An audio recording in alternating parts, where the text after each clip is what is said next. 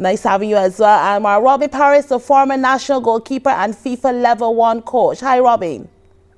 Hi, good afternoon. Sorry, good evening, Anne-Marie, Good. Anmar, and Gabby. I look forward to the discussion. And back with us tonight, Gabriella Lopez, former captain of the women's national senior team and no stranger at this stage to Matchday Live. Hi, Gabrielle. Good evening, Anne-Marie, and good evening, guys. Now we have lots to talk about as teams in groups E and F got their campaign started today. Japan and Spain started very strong, but Germany, they faltered. We'll be right back after the break to break it down.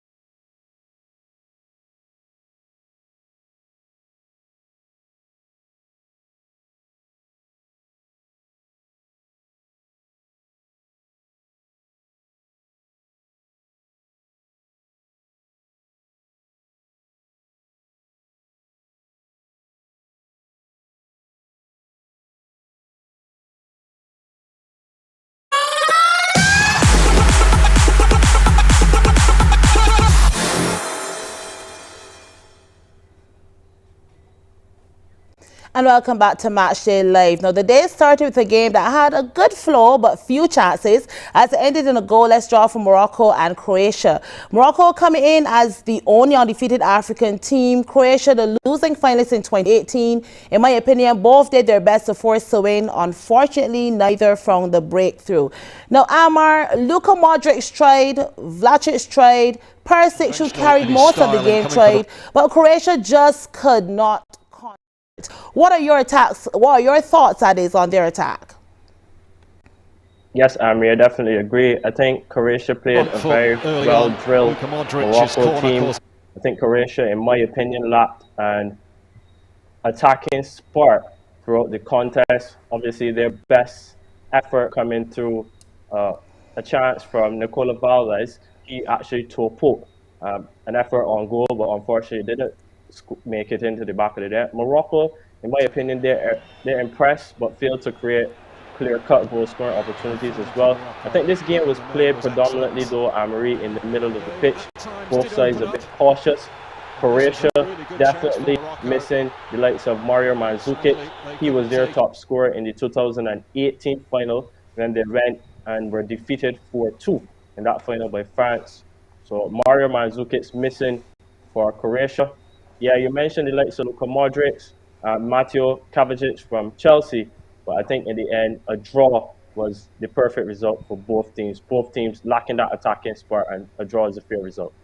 Now, very interesting that you mentioned a player from the 2018 campaign. Now, Gabriella, would you say that Croatia were too easily contained by Morocco, or would you give props to the Moroccan defense? Or is it that Croatia needs to look at adding some fresh blood to keep their squad a little bit up with the younger players?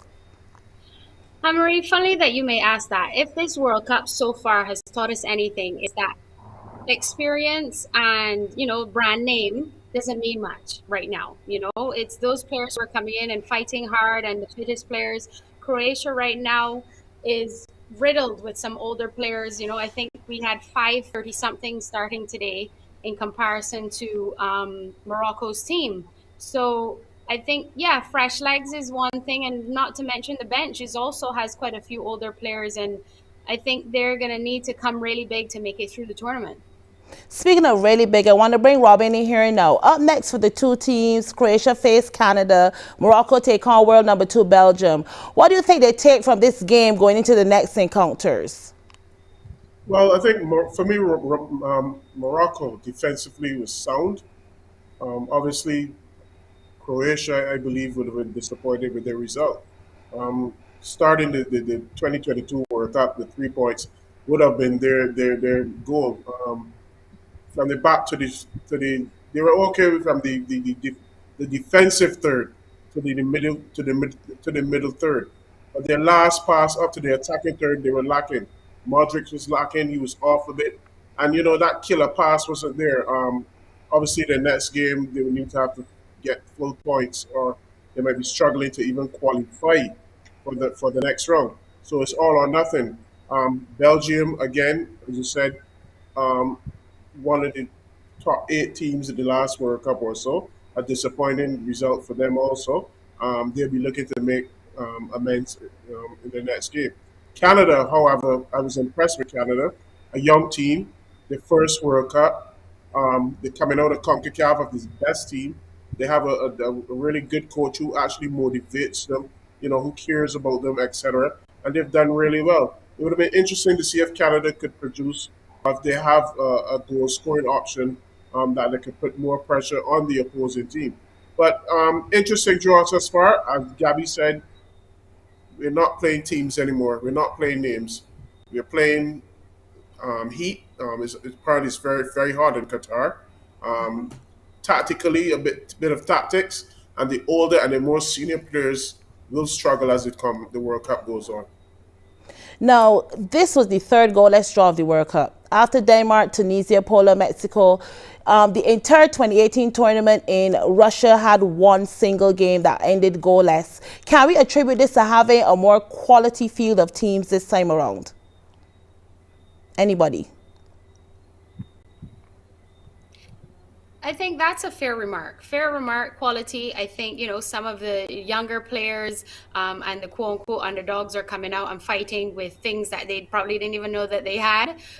So I think that is a fair remark. Yes. Now, somebody mentioned in the WhatsApp that the underdogs come out playing to prove a point. Do you think that as well is something that is actually affecting how the games are actually the outcomes of the games at this stage? I look at it a bit different. The underdogs, as they call them, they now have players like, for example, Saudi Arabia. They have players playing all over the planet: EPL, um, League One, League Two, MSL, etc. And they have getting that experience to play abroad and bringing it back into their country, and that's helping to prepare their team for greater things. I believe that Saudi Arabia, they got their points from Argentina yesterday. That's a good example.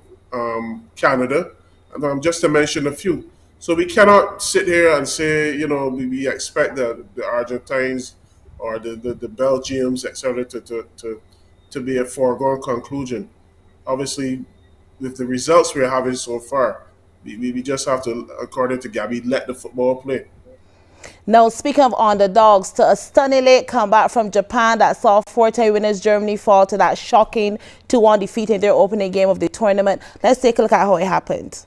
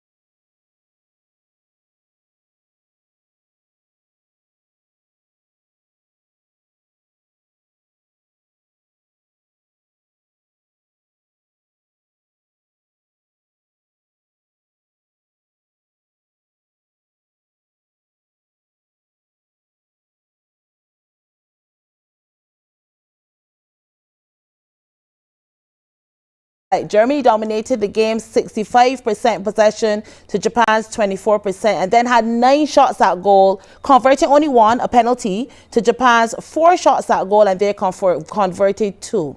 Robin, Japan ran a quick game, pressing from the get-go. Does this victory underscore that Germany has somewhat lost their touch, particularly when it comes to being the fact that they appear to be in control?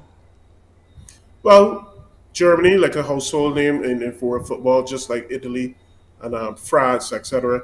Yeah, I was a bit disappointed in them from the get go. They didn't have that cohesion that we were looking for. Their formation, their tactics left us a little clueless.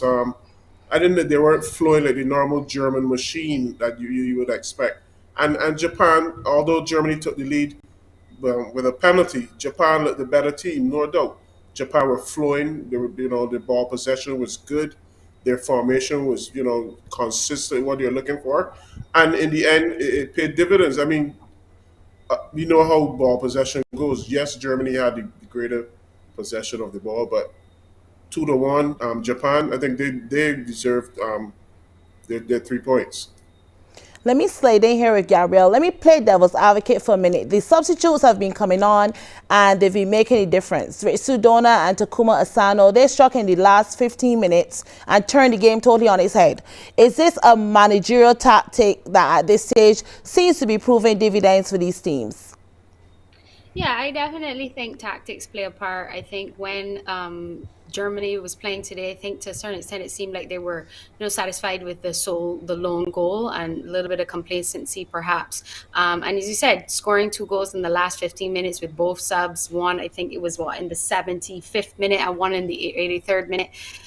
It's a great tactic to have as a coach, to bring in some players, some fresh legs to run at them, and that's sometimes how you get your result. Now, Anmar, of late, Japan has really upped their game in sports. We see it here as evidence. Is this where we should look to the future of the dominance of sport? Most definitely, Amri. And if we take this result into consideration, I don't think there are any underdogs in this World Cup. It's now the second consecutive World Cup that Germany would have lost their opening fixture. They obviously lost 1-0 to Mexico in 2018, and they ended up failing to reach the round of 16. Obviously, this is a very good Japanese side. I think Germany would have underestimated this team, and as Gabby mentioned, a bit of complacency on their part. I think Germany haven't taken the league through Gundogan's penalty. I think they were very, very comfortable on the ball, took their foot off the gas and allowed Japan to play with the football and to attack. And credit to the Japanese, for never giving up. They're 1-0 behind, but they always believed that it was time, and they had the opportunity to, once they got the equalizer, the game shifted, momentum changed hands, and I'm definitely not surprised that Japan went on to win this game. So yes, definitely agree with you. This is probably the future that we're going to see in Japan, just one of the countries that are involved in football. Now, speaking of Japan, Costa Rica and Spain are left as their other assignments. Can you see Japan upsetting this group, or are we going to call it too early, Gabriella? I mean, I'll let Anmar speak on it. I'm a firm believer in too early. But Anmar, what's your take? Yeah, I think that Japan can qualify. I think Germany are in genuine trouble. Obviously, if history repeats itself, I think they're going to struggle to emerge from this group. Japan already have 3 points on the board. That's crucial. It's always important in any World Cup to win your first game, take the pressure off of you. And I think maybe this could be a group that 4 points is good enough to get you through to the round of 16. And who knows, Japan, having picked up that first win, they're definitely in it, Amory. Robin, what's your take on where Japan stands at this stage and where they can go? Well, they have 3 points. They're top of the group. It'd be interesting to see how the Germans bounce back defeat, how to make their adjustments, and other as we go along in the groups and the entire World Cup, how other teams adjust to their formations, adjust to the conditions, and going forward. So it'll be interesting to see tactically how they come about, their methods, etc. Okay, we have a lot more to talk about, but we take a break here and return to Matchday Live from the 246.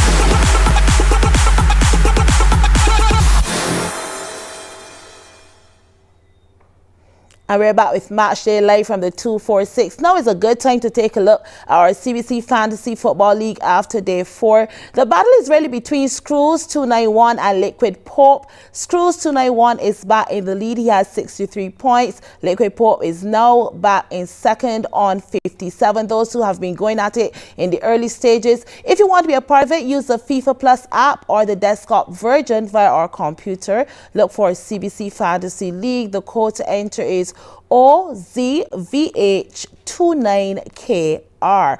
Also, the predicted game appears at the bottom of the screen. Send in your predictions and your opinions on the World Cup via WhatsApp at 228-5562. And right now we spoke about we mentioned the earlier games, and what we're going to look at now and dissect is the goal fest of Spain versus Costa Rica, along with Belgium and Canada. And remember, you can always get in on those things. Now, goals galore. Spain hit 7 past Costa Rica, claiming their biggest ever World Cup win. They went straight to the top of Group E. Danny almost scoring within 11 minutes of play. Then Marco Asensio doubled their advantage about 10 minutes later. Then goals followed from Torres, who netted twice. The first one was a penalty in the 31st, and then he found the back of the net in the 54th. And the young teenager Gavi got in the mix in the 74th. Soler in early added time, and then Morata capped it off for the Red Fury. It was almost painful to watch as Costa Rica just provided little to no response, fading away more and more as the time went by. Anmar, would you say it was a pretty textbook win for Spain?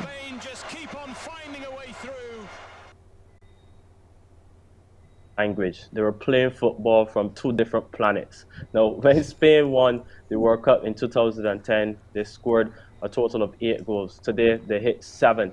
Xavi scored that goal, and it was very brilliant for the teenager, now one of the youngest players to ever score in a World Cup. I think it's a statement victory for Spain. It's a signal of intent that, they're generally contenders to win this World Cup. I think prior to the tournament, a lot of people were not looking at Spain as one of the favorites, but I can tell you what, Amri, after a performance like this today, I definitely have them as one of my teams to watch in this World Cup. I might tend to vary on that. Maybe it's the opposition they face today. We have to see what happens as the tournament goes on and they face tougher opponents. But Robin, Costa Rica were totally outplayed. No shots on target. 18% possession to 82%. As a coach, what would you say to a team after such a poor performance? Hey guys, we had the World Cup. We made it this far. That means we've earned the right to be here. We are happy to be here, but we're not happy to be conceding 7. Although Spain might be a superior team, we need to make some adjustments. We need to have some pride in our play. We need to do the next game. We're here because we're here, but we must do better. We must be consistent in our play, defensively as a team, attacking as a team, and going forward, etc. We still have 3 games to go, and we need to at least get 4 or 5 points from that game. Set some goals, stay with them, and you will achieve them. It's very hard to come back from a 7-goal demolition, though. Yeah. Spain, obviously, they weren't joking. They obviously saw the earlier results, and they needed to make their mark, and they came out, and credit to them, they made their mark, and they made it in a heavy way. Looking at the players, though, I want to key into Gavi. He's the youngest man to play for Spain at a World Cup, and his goal made him the youngest goal scorer at a final since Pelé in 1958. He's 18 years old. What a start to his career, Gabi. Do you think that this is something that he can build on? Absolutely. I mean, he was the 2022 Golden Boy Award winner. So he's definitely deserves it. He has come through the ranks at the Barcelona Academy and eventually, became a Barcelona player at their Premier League side. And then going off of that, also making the Spain team, I believe at 17 years old, to now score in such a big competition is just massive for him. We can only expect more from him. Now, somebody is saying in the WhatsApp that we're seeing a steady decline for the South American teams. They're falling behind as the sport develops. Do you agree with that statement? Robin. Repeat that. Sorry, I missed that one. Anybody? Go ahead, Robin. No, sorry. No, I think they are. Argentina looked very ordinary in their opening encounter. We have to wait until we see the Brazilians tomorrow. That'll be a very interesting encounter. See, Amar is smiling, but I believe the South American football style has deteriorated for obvious reasons. You know, that skill, relaxed style of play. Um, Although a lot of them are playing individually, are playing in the Premier League or in the Spanish league. But as a South American country, South American teams, they've deteriorated for one reason or the next. You know, they're being hustled off the ball. The intensity of plays has gone up. The formations that teams are using against them, the teams are much fitter than them, and they're using a lot. As you know, somebody was making a point about the senior players.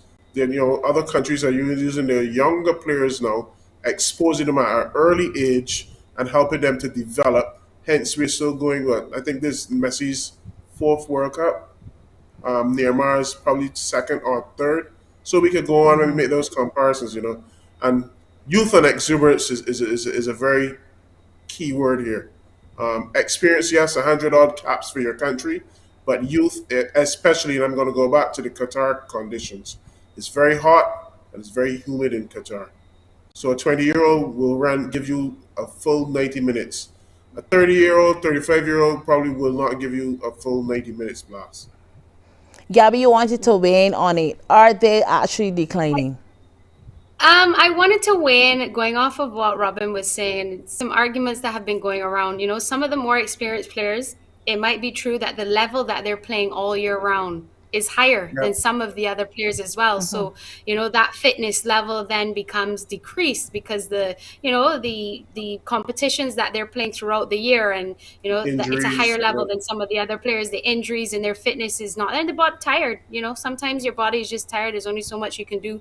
So I think that might be a factor. Some of these quote unquote underdog teams, while they have players playing, all over the world, it may not be as high frequency as some of the other teams that have players playing in some of the highest leagues with that level of competition. So that might be a factor as well. Anmar, do you think that what Gabby's saying is true, especially when you look at the makeup of some of these teams where some of the players play domestic, others play in the major international leagues like Serie A, English Premier League?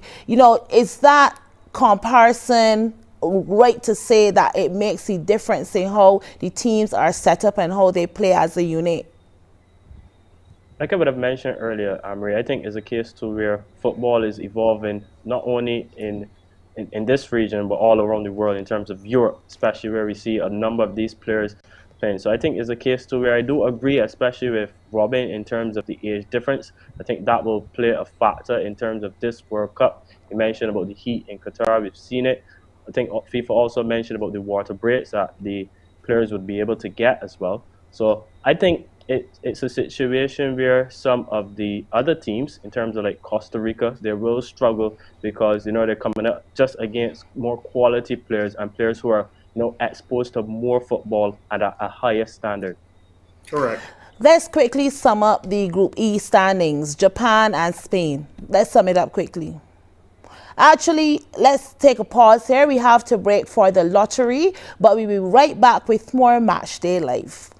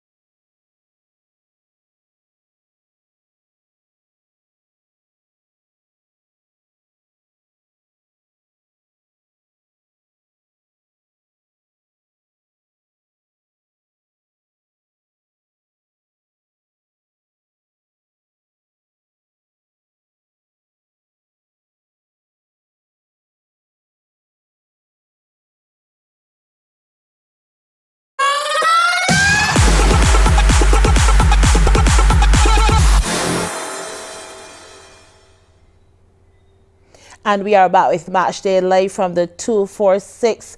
Now, a game that everybody had their eyes on. Belgium labored to victory in the opening game of the World Cup as they were pushed all the way by an outstanding effort from Canada.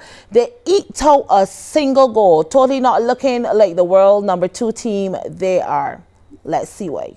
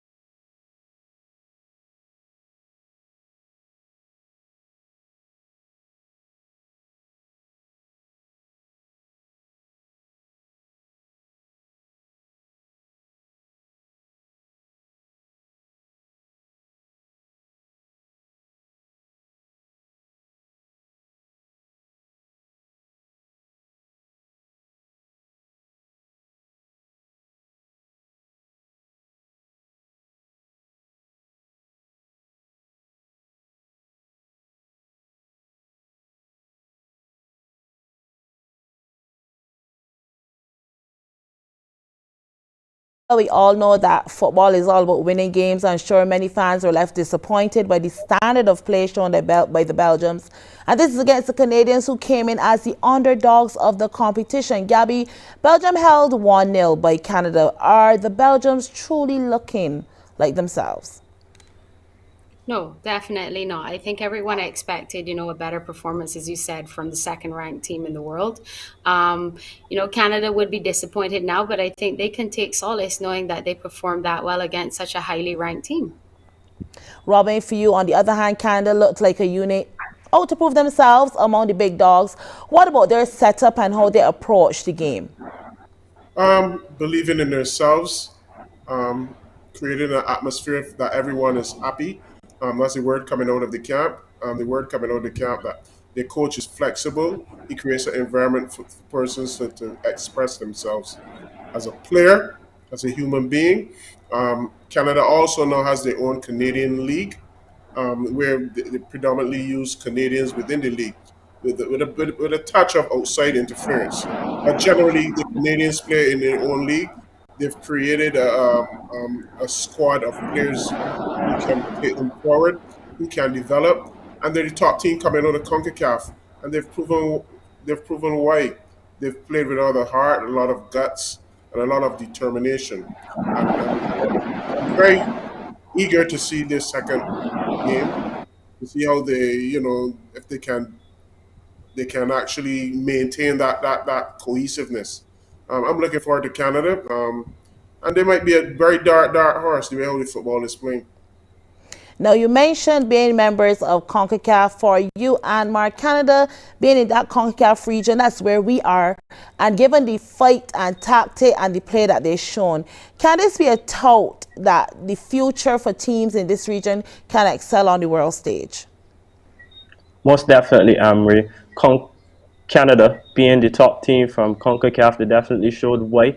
Definitely showed that they belong at the World Cup, representing the region very well. I was very impressed by the style of play by Canada. Definitely not afraid to attack. Definitely not afraid to go at the players from Belgium coming in. Belgium, ranked number 2 in the FIFA World Rankings, definitely expected to walk over this Canadian side, but that obviously was not the case. And they actually had a golden opportunity through Alphonso Davies to take a 1-0 lead and score their first World Cup goal, but obviously Davis denied from the 12-yard spot by Thibaut Courtois, who, in my opinion, is the best goalkeeper in the world.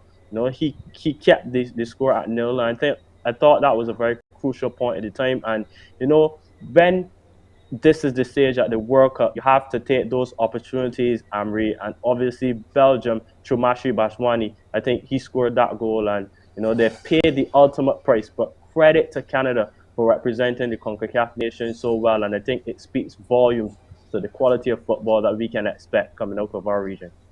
Okay, thank you, Anmar. Now we'll be back with our play of the day and a look at tomorrow's games after the break.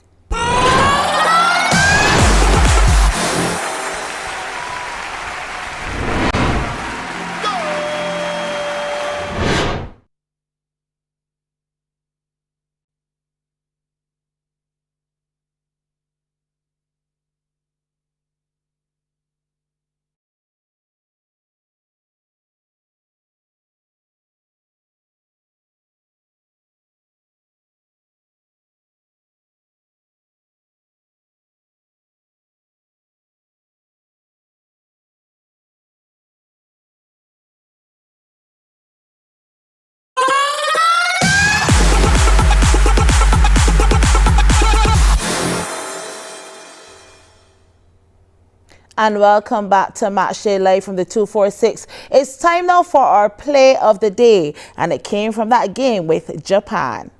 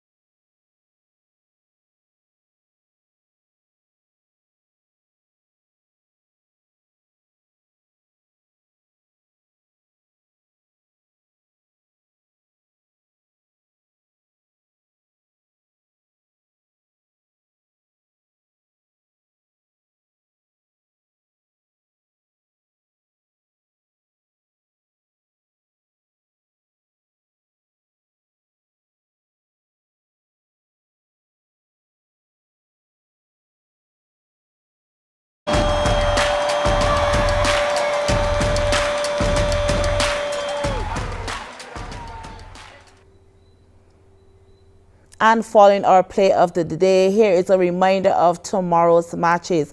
In Group G, it's Switzerland and Cameroon. That's the 6 a.m. game, while Brazil and Ghana will take to the field at 3 p.m. In Group H, South Korea and Uruguay will play at 9 a.m. And then it's Portugal versus Ghana at midday. We have all the action live on CBC TV 8. So guys, what are your predictions for these 4 matches? And why? Let's start with the match between Switzerland and Cameroon. Robin. Predictions. I predict Switzerland, Cameroon. I'll go for a draw. Gabriella, your turn. This is a toughie, you know. I'm also going for perhaps a 1-1 draw. And for you, Anmar? Yeah, my predictions are 1-1 draw as well. I think me and Gabby might have been looking at my notes. The game is Uruguay. Another close one. I think Uruguay may come out on top 2-1. Anmar, that Brazil game, I know you're Brazilian. I don't want to declare my hand, but yes, me too. But your predictions, yes, I am. He's not Brazilian. Oh, you're not Brazilian. Oh, you're not Brazilian. What's your prediction for the Brazil game? England is my team. England is my team, but I think I'm going to play it safe. I see Brazil 4-0 winners over Serbia. I think it's going to be a big scoreline for Brazil. They're the favorites of this tournament. They have a point to prove. 4-0, Neymar with 2 goals. And our final game of the day is at you, Robin. The final game of the day. Remind me what's the final game again? Portugal and Ghana. Portugal and Ghana. Portugal and Ghana. Yeah, Portugal will come out on tops. 2-1 to Portugal. Ronaldo has a lot to prove. Definitely. And that's the final whistle on tonight's show here on CBC TV 8. On behalf of the entire team, this has been Matchday Live from the 246, sponsored by Guardian Group. Thank you so much to my analysts tonight, Anmar, Gabriella, and Robin. I'm Anne-Marie Burke, and we'll be back here same time tomorrow from 8:30 p.m.